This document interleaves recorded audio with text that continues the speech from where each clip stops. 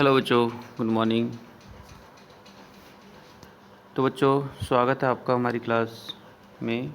और आज हम देख रहे हैं क्लास 7 लर्न वेल एसएसटी का चैप्टर नंबर 1 है वेयर व्हेन एंड हाउ।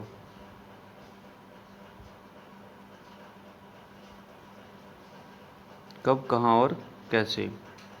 तो इस चैप्टर में हम अपने पास्ट की ग्लिम्पसेस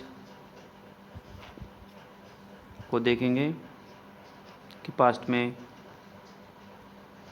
हमारी कल्चर का क्या सिस्टम था और impact of the geographical features on Indian history, और उसका इंडियन हिस्ट्री पर क्या इफ़ेक्ट था उसके बारे में हम चर्चा करेंगे। And major historical developments during the medieval periods, sources of medieval history।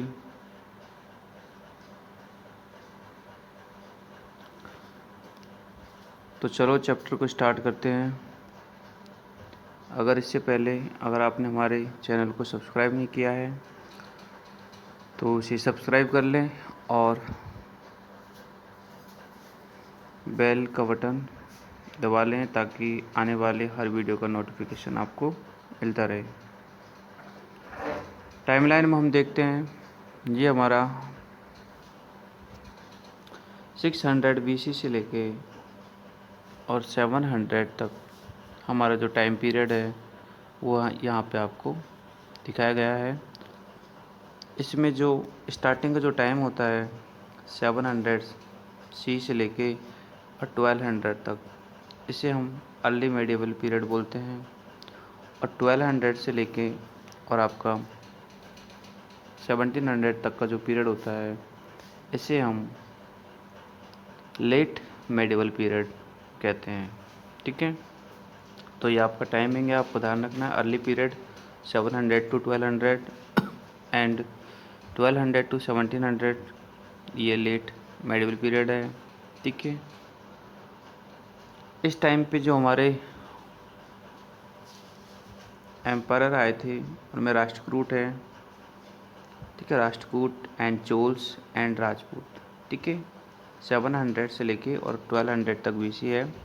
इसमें इनका रूल हुआ था। और इससे पहले जो हर्षवर्धन था 647 में उनकी डेथ हुई थी, तो वो यहाँ आपको शो किया गया है।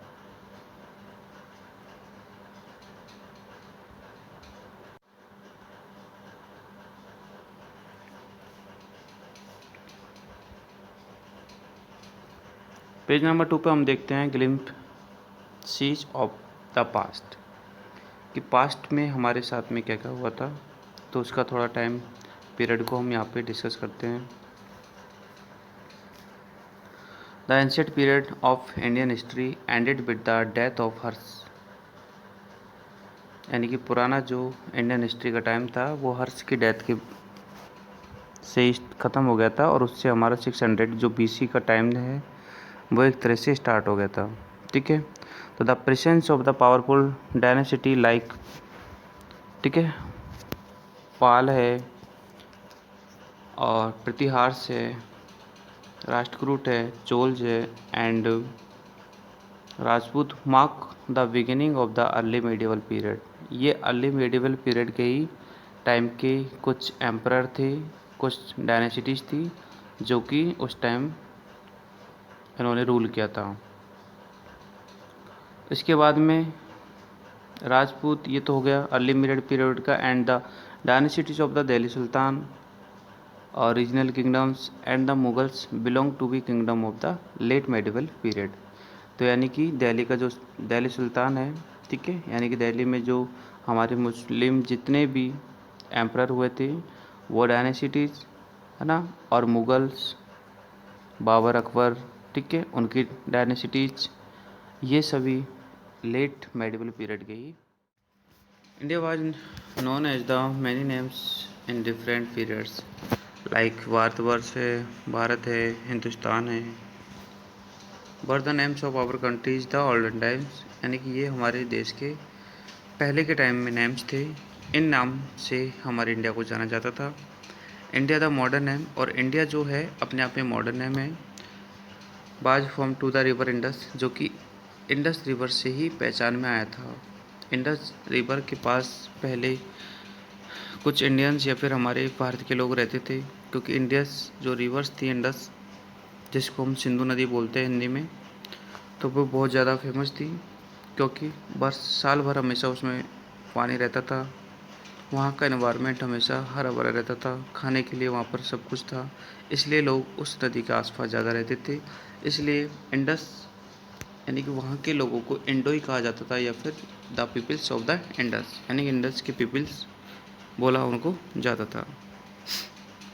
आगे हम देखते हैं impact of the geographical features on the Indian history, यानी कि भारतीय जो हिस्ट्री है इस पर हमारे जियोग्राफिकल फीचर्स का क्या इम्पैक्ट रहा उस टाइम, तो इस चीज़ को हम आगे डिस्कस करते हैं।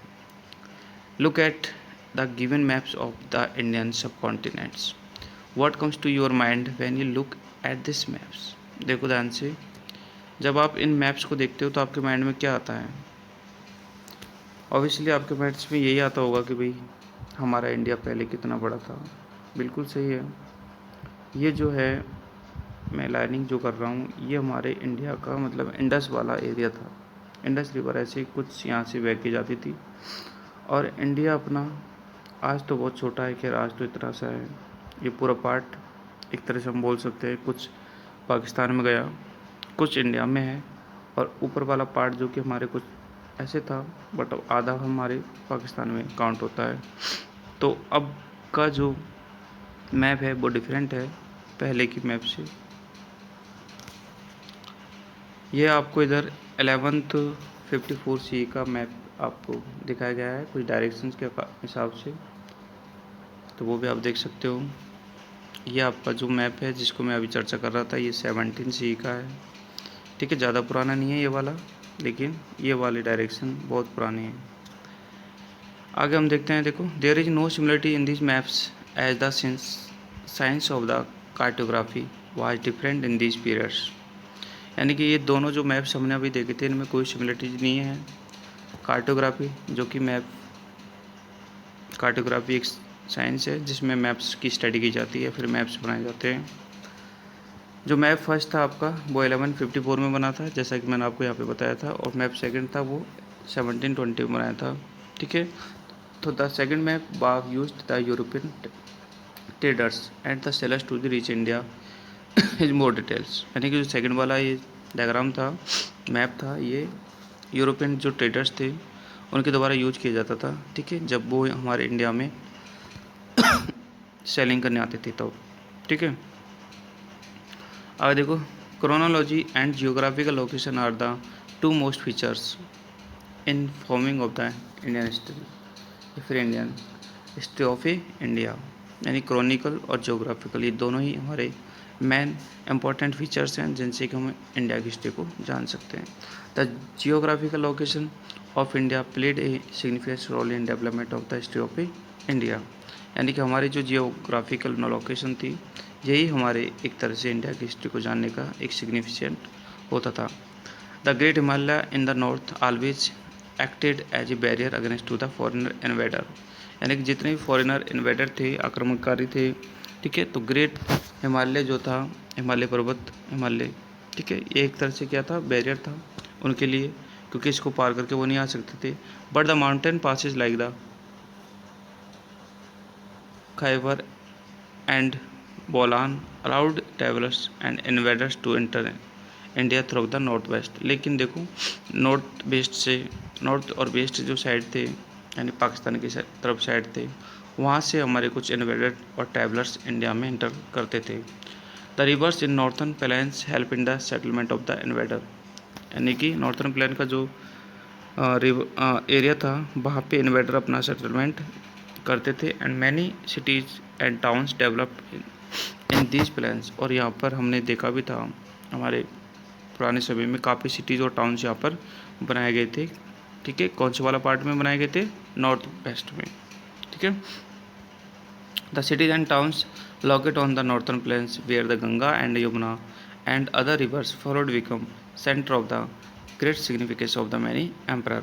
यानी गंगा नदी, यमुना नदी, इनका जो रिवर था, इनका जो बेसिन था, या फिर हम इनका आसपास का जो एरिया था, यहाँ पर हम पहले के ज़माने में जो भी इन्वेडर आए थे जिन्होंने यहाँ पर रूल किया था, ठीक है, उनके कुछ हम प्रमाण या फिर साक्ष्य हम देख सकते हैं।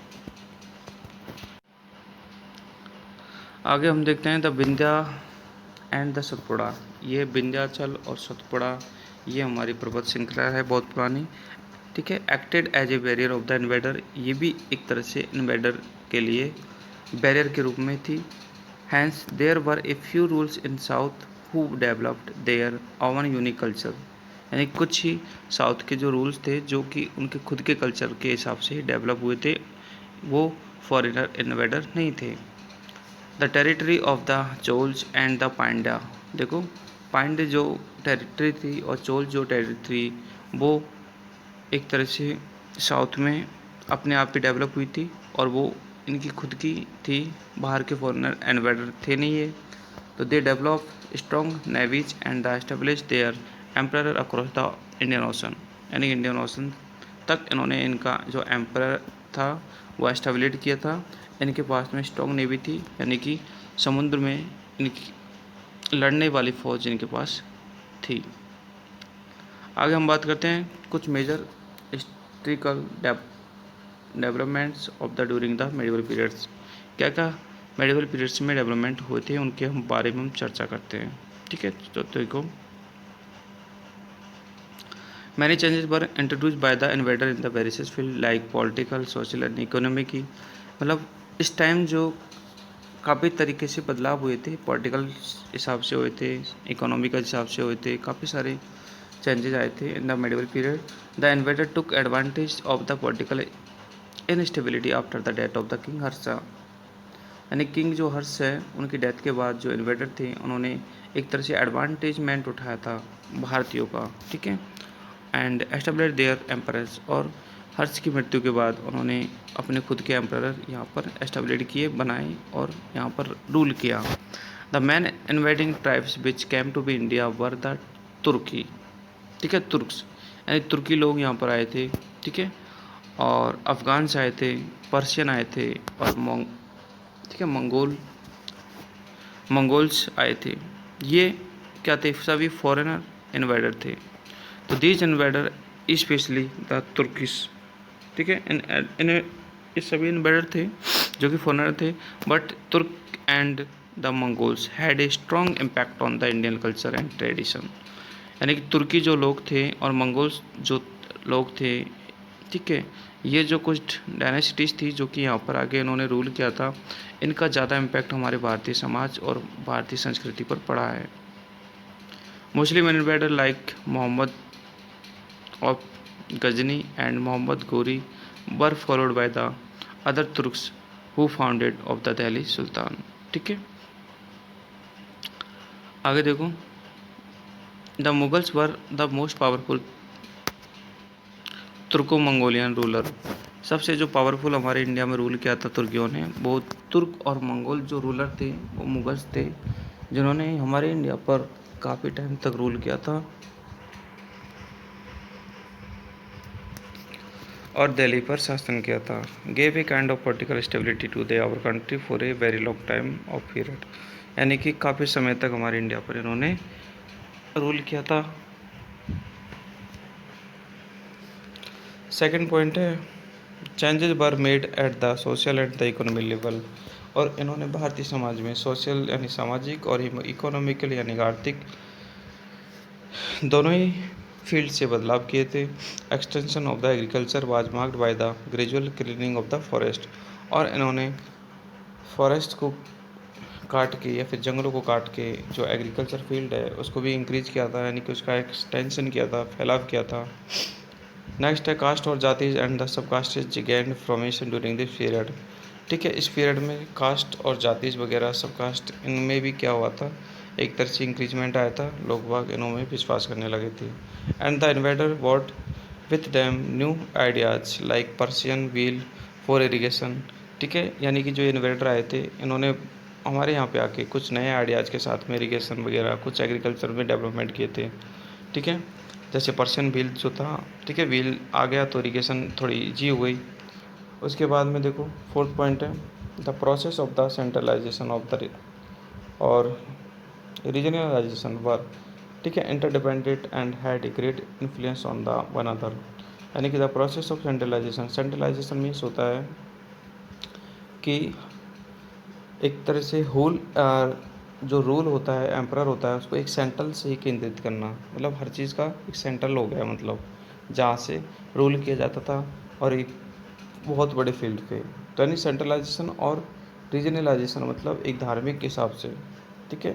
तो ये दोनों ही चीज़ें तो जो थी वो उस टाइम पे इंटरडिपेंडेंट थी एक दूसरे के ऊपर। एंड नेक्स्ट पॉइंट है major development and important change took place in Hinduism like bhakti and Sufia movement. यानी इनके समय में भक्ति आंदोलन, कुछ सूफिया आंदोलन वगैरह हुए थे जिनसे काफ़ी सारे बदलाव आए, लोगों के विचार बदले, ठीक है। देखो आगे लिख भी रहा है which spread the message of the devotion, ठीक है, लोगों में देवी देवताओं के प्रति आस्था जगी, ठीक है, गॉड में विश्वास करने लगे। Love and harmony among all being human being, सब लोगों में आपस में कुछ मतलब प्यार प्रेम हुआ, हम बोल सकते हैं लोग एक दूसरे की कदर करने लगे। तो ये हमारे पॉजिटिव चेंजेस थे जो कि हमें इंडिया को इन इन्वेडर से मिले थे, ठीक है। बाकी के कुछ नेगेटिव भी थे, उनके बारे में हम डिस्कस करेंगे सब। ओके, आगे देखो sources of the medieval history, कि मेडिवल हिस्ट्री को जानने के सोर्सेज क्या हैं, हम किस टाइप से मेडिवल हिस्ट्री को जान सकते हैं। तो देखो historian depend on the variety of the sources to learn about the past. Historian जो होते हैं वो भी फास्ट को लर्न करने के लिए, फास्ट को डिस्कवर करने के लिए काफ़ी तरह की वैरायटी के सोर्सेज को एक तरह से कलेक्ट करते हैं। For medieval period the two main sources होते हैं मेडिवल पीरियड के, एक तो होता है आर्कियोलॉजिकल एंड लिटरेसी, ठीक है। लिटरेसी को हम साहित्य भी बोल सकते हैं, और वैसे भी लिटरेसी क्या होता है, पढ़े लिखे लोगों के लिए होता है, यानी कि ऐसे सोर्सेज जिनको हम पढ़ के और फास्ट के बारे में जान सकें, वो सब लिटरेसी सोर्सेज होते हैं। बाकी आर्कियोलॉजिकल में आपके बहुत सारे सोर्सेज आते हैं, जैसे फोर्ट हैं, ठीक है, और आपके कुछ पिलर्स वगैरह हैं, ठीक है, इंस्क्रिप्शन है, ये सभी आते हैं। तो चलो हम स्टार्ट देखते हैं। इसमें पहला है आर्कियोलॉजिकल सोर्सेज, तो इसमें क्या क्या आएंगे देखो, एपिग्राफिक एविडेंस लाइक इंस्क्रिप्शन, ठीक है, एक तो ये एविडेंस हो सकता है जिसके आधार पे हिस्टोरियन पास्ट के बारे में हमें बताते थे। और सेकंड है नुमिस्मेटिक एविडेंस यानी कोइंस, ठीक है, the study of coins that is called numismatic. So coins के बारे में स्टडी की जाती थी, कोइंस के आधार पे हम उस टाइम के पीरियड को वेरीफाई करते थे। And the building and the, ठीक है, स्कल्पचर यानी कि बिल्डिंग्स वगैरह होती थी, जैसे कुछ फोर्ट हैं या फिर कुछ भी बिल्डिंग जो कि वहाँ के रूलर के द्वारा बनाई जाती थी, उनकी भी स्टडी करके हम उस पास्ट को अच्छे से जान सकते हैं। And the artist evidence like painting वगैरह कुछ, ठीक है, चित्रकारी हो सकता है, पेंटिंग हो सकता है, म्यूजिक हो सकता है। तो ये भी एक तरह से हमारे मेडिवल पीरियड के एक तरह से सोर्सेज थे जिनसे हम उस टाइम की पास्ट की हिस्ट्री को जान सकते थे। देखो ये एक इंस्क्रिप्शन है जो कि आपको बताया गया है, जो कि चोल्स टाइम का है, 12th सेंचुरी का। तो इसको पढ़ के हम उस टाइम के बारे में जान सकते हैं कि उस टाइम के बारे में कि उस टाइम क्या हुआ था, लोगों की क्या सोच थी, क्या सिस्टम था, ठीक है। तो ये आर्कियोलॉजिकल हम पढ़ रहे हैं, और उसमें जो पहला वाला पढ़ रहे हैं हम इंस्क्रिप्शन, तो वो देख सकते हो आप इंस्क्रिप्शन क्या होता है।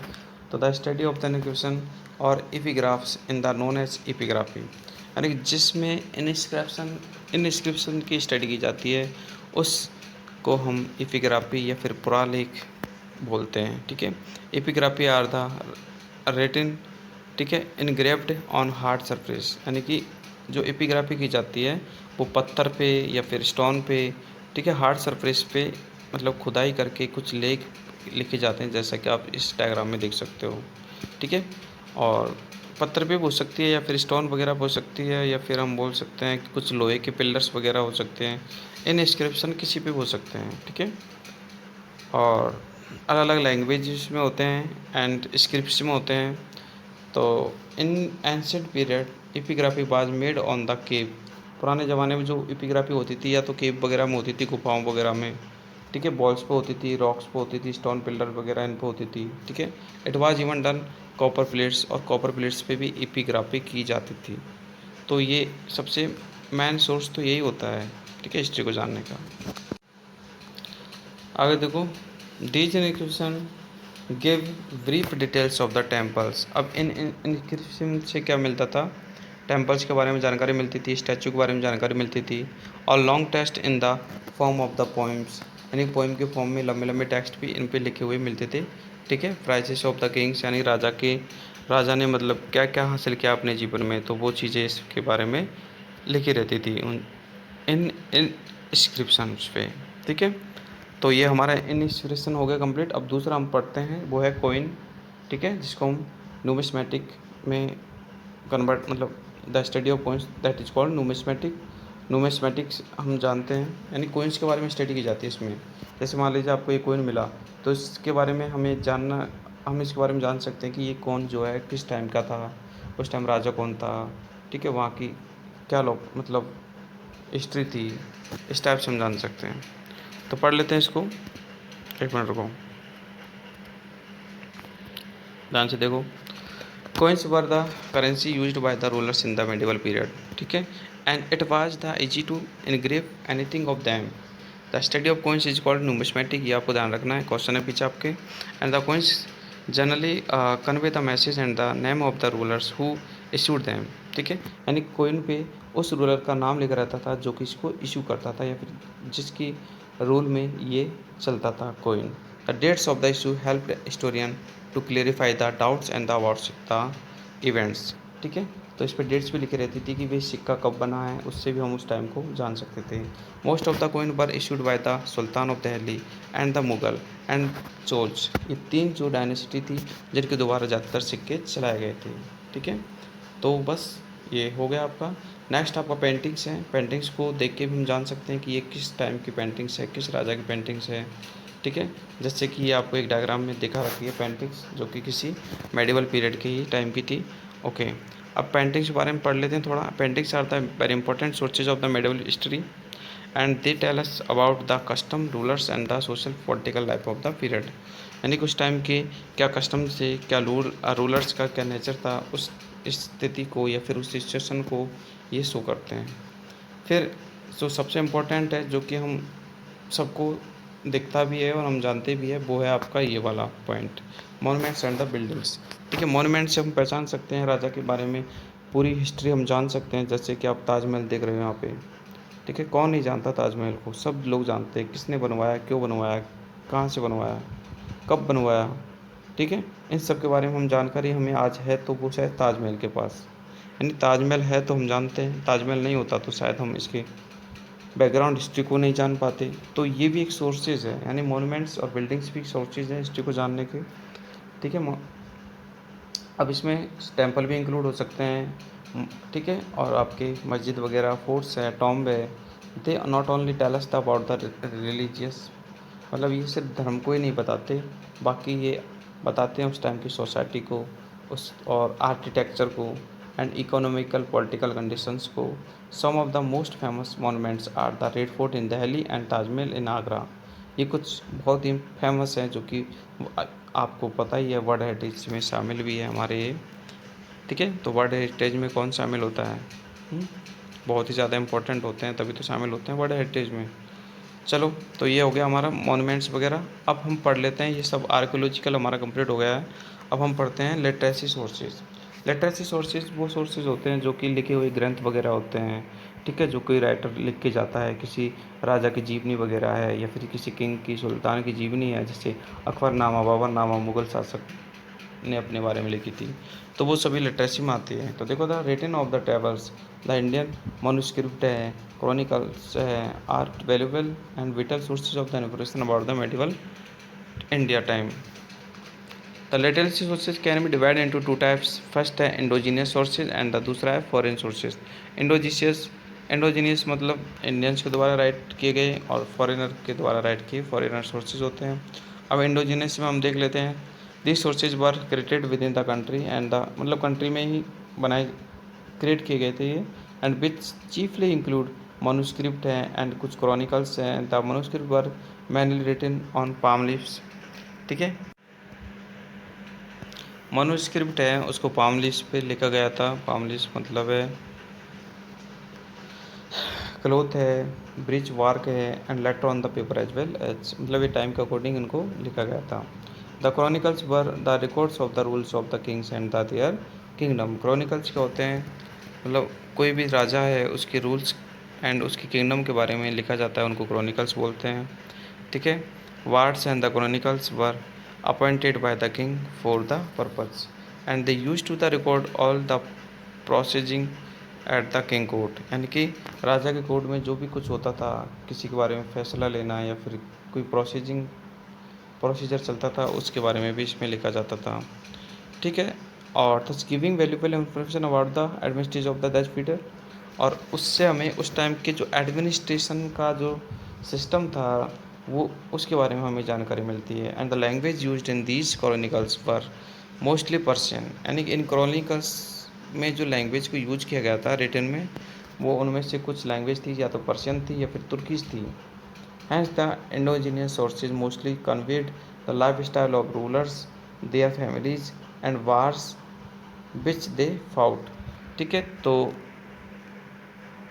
इंडोजीनियस जो सोर्सेज थे उनमें उन रूलर्स की फैमिलीज के बारे में होता था, उनके कोर्ट कचहरी के बारे में होता था, उन्होंने कितने वार्स या युद्ध वगैरह लड़े थे उनके बारे में जानकारी देखने को मिलती है, या फिर रूलर्स की खुद की लाइफ स्टाइल के बारे में, ठीक है।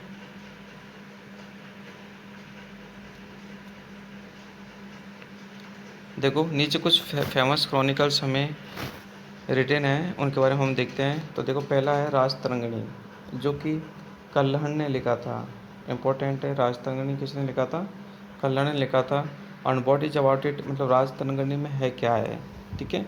तो एक chronicles of the king of Kashmir, Kashmir के राजा थे जो कि एक हिंदू थे, ठीक है। तो उनके बारे में लिखा हुआ है किसमें, राजतरंगिणी में, ठीक है। और किसने लिखा था राजतरंगिणी को, कल्हण ने लिखा था। कश्मीर के राजा के बारे में, उसके रूल्स के बारे में, उसके टाइम की हिस्ट्री के बारे में लिखा था, ठीक है। ओके, नेक्स्ट है वो है शाहनामा, ठीक है। शाहनामा फिरदौसी ने लिखा था, बिल्कुल आपको ध्यान रखना। शाहनामा किसने लिखा था, फिरदौसी ने। और इसमें क्या लिखा था, हिस्ट्रियोग्राफी, मतलब ये हिस्ट्री के बारे में लिखा था। अगला है तारिक फिरोज शाही, ठीक है। फिरोज शाही नाम है, तो इसको लिखा था, ठीक है, बर्नी ने लिखा था, जिसका पूरा नाम है जिया उद्दीन बर्नी, ठीक है। और इसमें description of the history of the Delhi sultan, Delhi sultan की हिस्ट्री के बारे में अच्छे से लिखा गया था फिरोज शाही के बारे में। और फिरोज शाही जो है, फिरोज शाह तुगलक के बारे में लिखा गया था। उस टाइम फिरोज शाह तुगलक थे एम्परर, रूलर। आगे है तवाकत ई नासरी, ठीक है। तो इसको मिनहाज ई सिराज ने लिखा था। और इसमें भी गजनी, यानी जो मोहम्मद गजनी थे उनके बारे में लिखा था, और बलबन के बारे में लिखा हुआ था। फिर जो सबसे फेमस है वो है अकबरनामा, जिसको हम आयन अकबरी भी बोल सकते हैं, ठीक है। अबुल फजल इसके राइटर थे, उन्होंने लिखा था। और इसमें अकबर की लाइफ और उसके एडमिनिस्ट्रेशन के बारे में लिखा था, ठीक है। और नीचे है पृथ्वीराज रासो, जो कि हमारे राजपूत शासक थे, पृथ्वीराज चौहान, उनके बारे में लिखा हुआ है इसमें। और ये जो चंद्रबदाय ने लिखा था। तो यानी कि इनके हमें ऑथर्स और ये जो बुक्स हैं इनके बारे में हमें ध्यान रखना है, ठीक है। अब ये तो हो गया हमारे इंडोजीनियस सोर्सेज, ठीक है, जो कि हम पढ़ रहे थे लिटरेसी सोर्सेज, उसमें इंडोजीनियस हो गए। अब हम आगे पढ़ते हैं फॉरेनर सोर्सेज, जो कि फॉरेन्स के द्वारा दिए गए हैं, ठीक है। तो देखो एक है अलबरूनी, इनके बारे में पढ़ लेते हैं हम। मैं थोड़ा देखो अलबरूनी कौन था। अलबरूनी जो था एक पर्शियन ट्रैवलर था, वो came to India with the Mohammed of the Ghazni, Ghazni के साथ में आया था अलबरूनी। इन 11th सेंचुरी में आया था अलबरूनी। और the famous work written by the हिमबाज, ठीक है, तहकीक तहकीक ए हिंद, ठीक है। इन्होंने ये बुक्स राइट की थी। And that contains the his observation and the Indian civilisation. इसने खुद ने उस टाइम, ठीक है, मोहम्मद गजनी के टाइम इंडियन सिविलाइजेशन को ऑब्जर्व किया था। उन्होंने खुद ये बुक लिखी थी। एक है इब्न बतूता जो कि मोहम्मद बिन तुगलक के शासनकाल में आया था। ये भी ट्रैवलर था, यात्री था और मोरक्को का रहने वाला था ये। ठीक है, क्वेश्चन कैसे पूछ सकता है, कहाँ का रहने वाला था इब्न बतूता, मोरक्को का था, किसके शासनकाल में आया था, मोहम्मद बिन तुगलक के शासन में आया था। ठीक है, और इन्होंने जो बुक लिखी थी उसका नाम क्या था, रेहला नाम था उसका। ठीक है, यहाँ पे 1 मिनट मैं लिख देता हूँ, ये रहा। ठीक है, रेहला। बस। एक था निकोलो डी कॉन्टी। तो निकोलो डी कॉन्टी थे, वो भी वियतनाम ट्रैवलर थे और वो भी हमारे इंडिया आए थे। ठीक है, और निकोलो दी कॉन्टी थे, वो हमारे विजयनगर का जो साम्राज्य था या एम्परर था उस टाइम ये आए थे। ठीक है, विजयनगर जिसको कि वो हरियर और बक्का नामक 2 भाइयों ने मिलकर बसाया था, वो वाला था ये। ठीक है, हरियर और बुक्का आई थिंक। फिर है एक मार्को पोलो। तो मार्को पोलो भी इटालियन, ठीक है, एम्बेसडर थे in the court of the Chinese emperor. ठीक है, Kublai Khan visit India in the 1219 to C and wrote the interesting account social custom and the tradition. ठीक है, prevent in South India. Marco Polo ये भी बहुत famous थे। अगला है अब्दुल रज्जाक। ये भी एक पर्शियन ट्रैवलर थे और he visited to India and stayed at the court of the Zamorin in the Calicut. Calicut के कोर्ट में इन्होंने कुछ टाइम वर्क किया था। And he described about the kingdom of the Vijayanagar. ठीक है, इन्होंने विजयनगरा की जो किंगडम थी उसके बारे में डिस्क्राइब किया था, अब्दुल रज्जाक। ठीक है, अगला है सर थॉमस रॉय जो कि इंडियन और ब्रिटिश एम्बेसडर थे। ठीक है, और थॉमस रॉय जो थे मुगल एम्परर के एक रूलर थे, जहांगीर उनके टाइम में इंडिया आए थे, सर थॉमस रॉय। ठीक है, अगला है Barbosa and the Domingo Paes. This ये एक तरह से पुर्तगाली थे, ट्रैवलर पुर्तगाली थे and wrote the about the Vijayanagara emperor during the reign of the Krishna Deva Raya. विजयनगर का जो रूलर था उस टाइम कृष्ण देव राय था और उसके टाइम पे ये इंडिया आए थे और इन्होंने इंडिया के और विजयनगर साम्राज्य के बारे में बहुत कुछ लिखा था। तो ये आपका चैप्टर नंबर 1 है, where when and how complete होता है। इसके कुछ इम्पोर्टेंट नोट्स यहाँ पे लिख रहे हैं, नाउ आई नो। ठीक है, इनको अगेन हम रिपीट कर लेते हैं कि जो हमारा अर्ली मेडिवल पीरियड था उसका रेंज 700 टू 1700 था। सॉरी, अर्ली नहीं, लास्ट लेट मेडिवल पीरियड। ठीक है, अर्ली तो वो था 700 से पहले। And India was known as the many names in different periods like Bharatvarsh है, इंडिया है। ठीक है, India was invaded several times by foreigner, बिल्कुल सही है, फॉरेनर के द्वारा काफ़ी बार इंडिया पे आक्रमण किया गया था। मैंने इन्वेडर्स लाइक तुर्क्स हैं, मंगोल्स हैं, ये मैन इन्वेडर थे इंडिया पर। तुर्क में हमारे जो मुग़ल सुल्तान्स वगैरह थे जो कि दिल्ली में उन्होंने राज किया था, वो आते हैं। और सोर्सेज के बारे में बात करते हैं तो मेडिवल हिस्ट्री को जानने के 2 सोर्सेज हैं, एक तो आर्कियोलॉजिकल सोर्सेज हैं और दूसरा है लिटरेरी सोर्सेज। ठीक है, आर्कियोलॉजी सोर्सेज में आपकी बिल्डिंग्स वगैरह आती है और कुछ इंस्पिरेशन वगैरह आते हैं, जबकि लिटरेसी सोर्सेज में आपके 2 टाइप के होते हैं, इंडोजीनियस और फॉरेनर। इंडोजीनियस में वो आते हैं जो कि इंडिया में रूल रहते हुए लिखे गए हैं, और फॉरेनर में वो आते हैं कि जो फॉरेनर ट्रैवलर्स इंडिया आए हैं, कभी यहाँ पे रुके, उन्होंने इंडिया के बारे में लिखा, तो वो फॉरेनर में आते हैं। ठीक है, तो ये चैप्टर आपका कंप्लीट है। कुछ आपके क्वेश्चन आंसर हैं, देख लो, बाकी का मैं आपको करवा ही दूंगा। द अर्ली मेडिवल हिस्ट्री, उस टाइम जो किंगडम थी साउथ की वो कौन कौन सी थी, तो भैया इसमें एक तो चोल्स थी, क्या बिल्कुल थी, और राजपूत ये नहीं थी बिल्कुल भी, और राष्ट्रकूट दोनों थी। तो यार इसमें आएगा बहुत CND।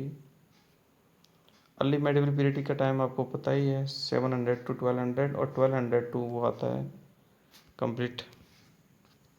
The study of coins numismatic अभी बताया था मैंने आपको। Sir Thomas Roe visited, sir Thomas Roe किसके शासनकाल में आए थे, तो जहांगीर के आए थे। ठीक है, Al-Biruni was a traveller, Al-Biruni जो ट्रैवलर था वो कहाँ का था? तुर्की का तो था नहीं, इजिप्ट का तो कोई भी नहीं पढ़ा हमने, चाइनीज का नहीं पढ़ा, इजिप्ट का नहीं पढ़ा, तुर्की का भी हमने पढ़ा था लेकिन ये है नहीं है, पर्शियन था ये। तो ऐसे सीधे सीधे इसके क्वेश्चन आंसर है, करवा देंगे आपको नेक्स्ट क्लास में। और अगर आपको ये वीडियो पसंद आया है और आपको अगर हिस्ट्री के सारे चैप्टर यहाँ पर देखने हैं इस चैनल पे, तो आप इस वीडियो को ज़्यादा से ज़्यादा सब्सक्राइब और लाइक करें एंड इसे शेयर करें,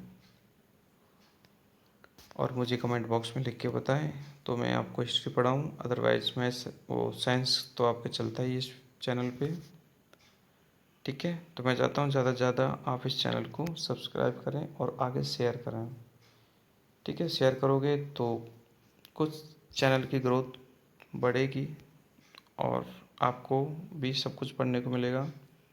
थैंक्स फॉर वॉचिंग।